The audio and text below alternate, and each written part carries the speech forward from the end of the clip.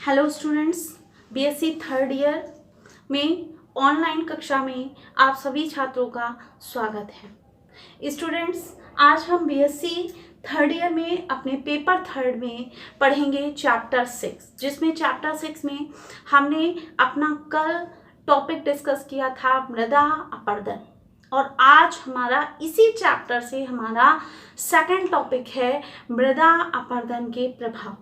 अब देखिए, मृदा अपरदन क्या होता है, मृदा अपरदन के प्रकार क्या हैं, ये हमने कल देख लिया। अब आज हम देखेंगे इसके इफेक्ट के बारे में, यानी इसके प्रभाव क्या होते हैं। देखिए, मिट्टी यानी सभी स्थलीय पौधों का प्राकृतिक आवास होती है। यह पौधों की संलग्नता के लिए पृष्ठ के साथ साथ पौधों को मूल्यवान पोषण भी प्रदान करती है। अब देखिए, इसके कुछ उदाहरण इस प्रकार भी हैं, जैसे पहला है वनीय वनस्पतियों की हानि, यानी लॉस ऑफ फॉरेस्ट वेजिटेशन, यानी वनीय वनस्पतियों की हानि। क्या होती है वनीय वनस्पतियों की हानि? कि आवश्यक जो पोषक तत्व होते हैं, तो आवश्यक पोषक तत्व विहीन मिट्टी किसी भी प्रकार की वनीय वनस्पति को क्या करती है? आलंबन नहीं दे सकती। तो सबसे पहले हम देखेंगे लॉस ऑफ फॉरेस्ट वेजिटेशन। तो लॉस ऑफ फॉरेस्ट वेजिटेशन में हमने आपको क्या बताया कि जो भी आवश्यक पोषक तत्व होते हैं, तो वो पोषक तत्व क्या होते हैं? वो पोषक तत्व विहीन मिट्टी किसी भी प्रकार की वनीय वनस्पति को आलंबन नहीं देती है, और जिसके कारण क्या होता है? मधु, मोम, रबड़, इमरती लकड़ी जैसे वन पदार्थों की कमी हो जाती है। तो ये था हमारा पहला इफेक्ट, यानी लॉस ऑफ फॉरेस्ट वेजिटेशन। अब हमारा दूसरा इफेक्ट क्या होगा? लॉस ऑफ सॉइल फर्टिलिटी, यानी मृदा उर्वरता की हानि। अब देखिए, मृदा उर्वरता की हानि क्या है? कि हवा या जल के द्वारा मृदा अपरदन से मिट्टी की ऊपरी उपजाऊ परत क्या होती है? अपने स्थान से हट जाती है, और नीचे अनुपजाऊ और जैविक रूप से निचली सक्रिय मिट्टी कैसी हो जाती है? बिल्कुल खाली हो जाती है, और इस परत में किसी भी वनस्पति को उत्पन्न करने की कोई भी क्षमता नहीं होती। तो ये हमारा दूसरा इफेक्ट था, लॉस ऑफ सॉइल फर्टिलिटी। अब थर्ड है हमारा क्या? थर्ड है कल्टीमेटिक चेंजेस। अब देखिए, कल्टीमेटेड चेंजेस क्या होते हैं? कि वनस्पतियों का जलवायु पर एक क्या होता है? प्रभाव होता है। ठीक, अब प्रभाव पड़ता है। अब जब ग्रीष्म ठंडे होते हैं, जाड़ा गर्म होता है, और वर्षा कैसी होती है? नियंत्रित होती है, तो मृदा अपरदन के कारण वनस्पतियां आवरण हट जाता है, और बदले में जलवायु क्या करती है? इफेक्ट होती है, प्रभावित होती है। तो ये तो हमारा था क्या? Climatic changes. अब क्लाइमेटिक चेंजेस के बाद हम बात करेंगे फ्लैश और फ्लूड्स की। फ्लैश और फ्लूड का मतलब क्या होता है? बाढ़। अब देखिए, क्या होता है कि जब मानसून का समय होता है, तो मानसून के समय जो भी पर्वतीय क्षेत्र होते हैं, तो पर्वतीय ढालों पर वनस्पतियां आवरण, यानी देखिए, हम लॉस, फ्लैश और फ्लूड की बात कर रहे हैं। तो जो भी पर्वतीय क्षेत्र होते हैं और छोटी नदियों की गति को रोकने में सहायता करते हैं। अब देखिए, क्या होता है? सहायता तो करते हैं, परंतु यदि मिट्टी अपरेदित हो गई है और वनस्पति विहीन हो गई है, तो छोटी छोटी जो नदियां होती हैं, वो छोटी छोटी नदियां मैदानों में फ्लैश बाढ़ उत्पन्न कर देती हैं, जिसमें मानव जीवन, कृषि फसलों और पालतू पशुओं आदि को भयंकर हानि पहुंचती है।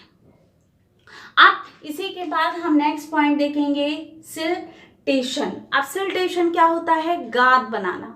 इसमें क्या होता है कि जो भी बहता हुआ जल होता है, तो उस बहते हुए जल के साथ वाहित मृदाकण मैदानों में जमा हो जाता है, यानी जो भी जल में बह गया वो क्या होता है? मैदानों में जमा हो गया। अब नदी तटों और नदी तलों में जमागार नदियों को छिछला बना देता है और जलाशयों के तल पर जमागार संग्रहण क्षमता घटा देता है और बांधों के काम में क्या होता है, बाधाएं उत्पन्न होने लगती हैं।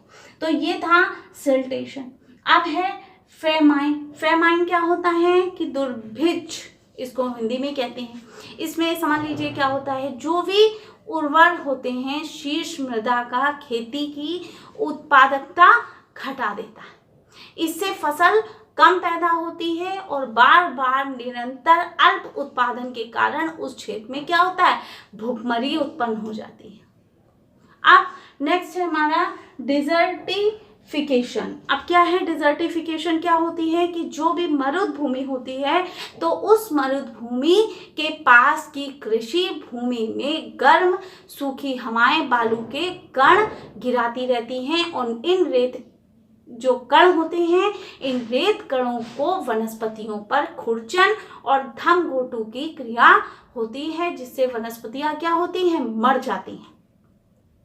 तो ये तो हमने बात की थी किसकी, इफेक्ट की, यानी मृदा अपरदन के इफेक्ट क्या होते हैं, उनके प्रभाव क्या होते हैं। अब देखिए नेक्स्ट हम बात करेंगे शिफ्टिंग कल्टीवेशन, यानी शिफ्टिंग कल्टीवेशन क्या होता है। अब देखिए शिफ्टिंग कल्टीवेशन में हमने आपको पिछले टर्म में भी बताया था क्या होता है, स्थानांतरण कृषि। अब स्थानांतरण, जैसा कि हम सब जानते हैं भारत क्या है, भारत एक कृषि प्रधान देश है, परंतु यहाँ की जो कृषि प्रथाएं हैं वो विभिन्न विभिन्न प्रकार की होती है।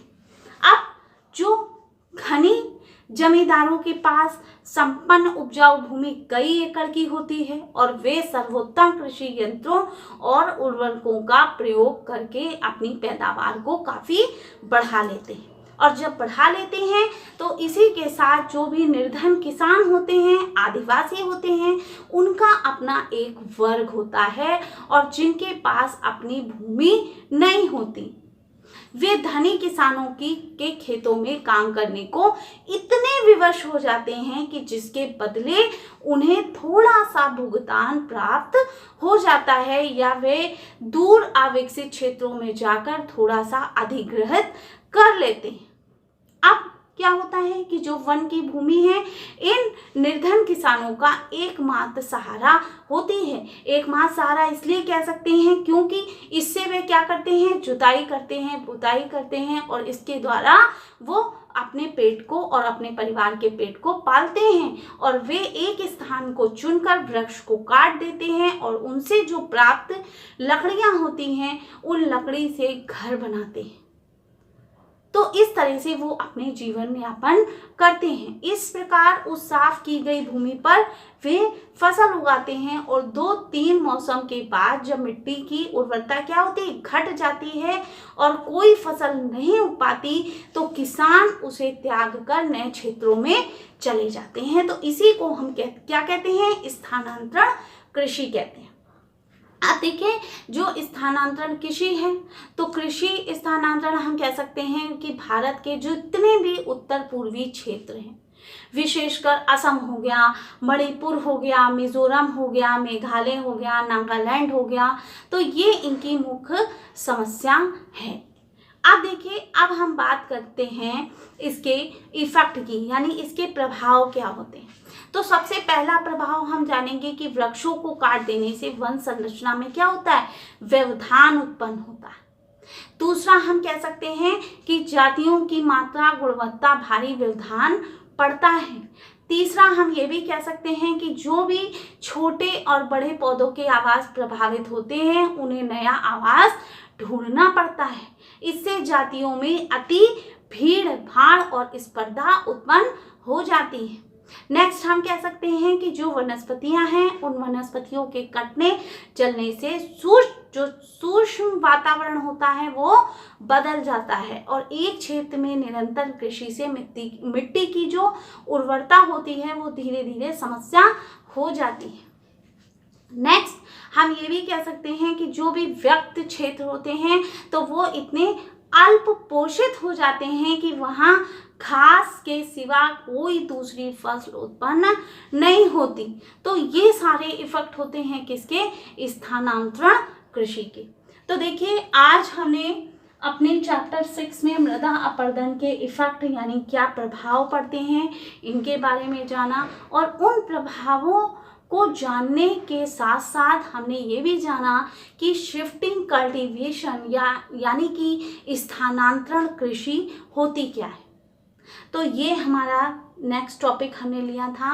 अब इसी चैप्टर का एक और टॉपिक है जिसे हम कल डिस्कस करेंगे, वो है मृदा संरक्षण यानी सॉइल कंजर्वेशन। आई होप आज का टॉपिक आप सभी छात्रों को समझ में आया होगा। कल हम अपने नेक्स्ट टॉपिक पर डिस्कस करेंगे जो है मृदा संरक्षण। Thank you.